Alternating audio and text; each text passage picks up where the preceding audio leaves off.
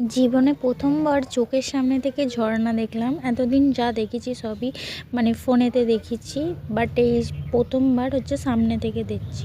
গল্পটা সেখান থেকেই শুরু হোক। যাই আমাদের এখান থেকে মানে হরিপাল থেকে, আমাদের ওখানে হরিপালে বাড়ি নয়, কিন্তু মানে আমাদের টাউন যেতে গেলে বলতে গেলে হরিপালটাই সব। সেখান থেকে হচ্ছে বাস ছেড়েছিল হঠাৎ করে, মানে হঠাৎ করে না, এটা প্রত্যেক বছর ছাড়ে কিন্তু যাওয়া হয় না, শুনিনি।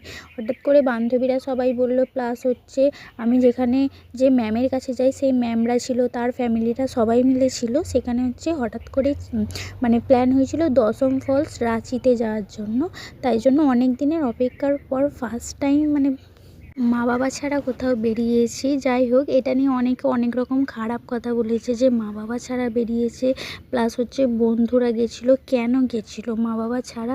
আচ্ছা তোমরাই বলো, একটা টাইমের পর মানে 18 বছর হয়ে যাওয়ার পর আমার মনে হয় প্রত্যেকটা মেয়েরই সমানভাবে অধিকার আছে কোথাও যাওয়ার জন্য, যে যেখানেই যাক। কারণ আমার যেহেতু এখন 20 বছর বয়স, এই 26-এ 21 হয়ে যাবে, সেখানে আমার তো নিজের সিদ্ধান্তটা নিজের নেওয়ার অধিকার আছে। তাও কেউ কেউ মনে করে যে না, নিজে একা বাইরে গেছে মানে সেটা খারাপের জন্যই গেছে। যাই হোক, সেটা আমি বলছি না, তোমরা যে যা খুশি ভাবুক। আমার মতে একটাই কথা, আমার একটা ছোটো পাড়া জীবন, সেই জীবনটাতে আমি নিজের মতো করে বাঁচতে চাই। আমাকে কে কী বললো, কে কী আমার নিয়ে ভাবলো, সেটা নিয়ে আমার বিন্দুমাত্র ভাবার সময় নেই। যাই হোক, তারপরে গোটা রাতটা মাথার যন্ত্রণা, পেটের যন্ত্রণা, এত কিছু নিয়ে কাটানোর পর সকালটা এত সুন্দর হবে ভাবিনি। যখন আমরা সকাল প্রায় তখন হচ্ছে 6টা বাজে, যেহেতু আমরা পাহাড়ি এলাকায় গেছিলাম আর সূর্য যেহেতু উঠে গেছিলো, সেই সময় 6টার সময় এত রোদ, মানে আমরা যখন বাস থেকে নেমেছি প্রায় গাটা চিরবির করছিল, এতটা রোদের তাপটা, এত ঠান্ডার মধ্যেও। আমরা গেছিলাম হচ্ছে জানুয়ারি 7 তারিখে, ওখানে গিয়ে পৌঁছেছি 8 তারিখে। তাও মানে এত ঠান্ডার মধ্যে ওখানে গরম লাগছিল সূর্যটার কারণে।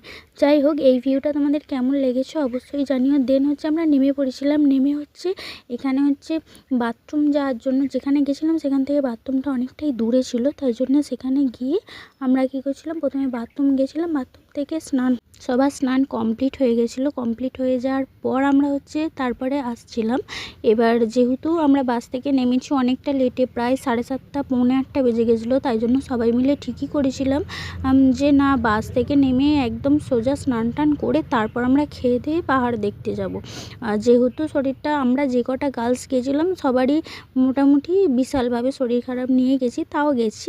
যাই হোক, তারপর আমরা হালকা কিছু টিফিন করে নিচ্ছিলাম, টিফিন করে নিয়ে পাহাড়ের উদ্দেশ্যে বেরিয়েছিল, যে কতটা যেতে পারি। শরীর খারাপ নিয়ে এই পাহাড়ের মধ্যে গেছি, ভাইরে ভাই, একটা শরীর খারাপের যেমন কষ্ট ছিল, তার সঙ্গে প্লাস ছিল হচ্ছে মানে ওখানে পাহাড় দেখার আনন্দ। ওখানটা মানে যে ফিলিংসটা হচ্ছিল রে ভাই, বোঝানো যাবে না। সত্যি কথা, ফার্স্ট টাইম চোখের সামনে থেকে এরকম ঝর্ণা দেখা, তার কাছে যাওয়া, তার জলে হাত দেওয়া, এগুলো সত্যি করে বলে বোঝানো সম্ভব না, কেউ যদি না কাছে গিয়ে দেখতে চায়। তারপর দেন হচ্ছে আমরা ওখানে গিয়েছিলাম সবাই মিলে, ওখানে গিয়ে কিছু রিল শ্যুট করছিলাম। যেহেতু সেখানে গেছি, রিল শ্যুট করবো না এরকম মানে হয় না, সোশ্যাল মিডিয়ায় কাজ করছে, সে কোনো জায়গায় গিয়ে কন্টেন্ট করবে না, এটা তো হয় না। যাই হোক, এর পরের জিনিসগুলো পরের ব্লগে আসছে। দেখা হচ্ছে নেক্সট।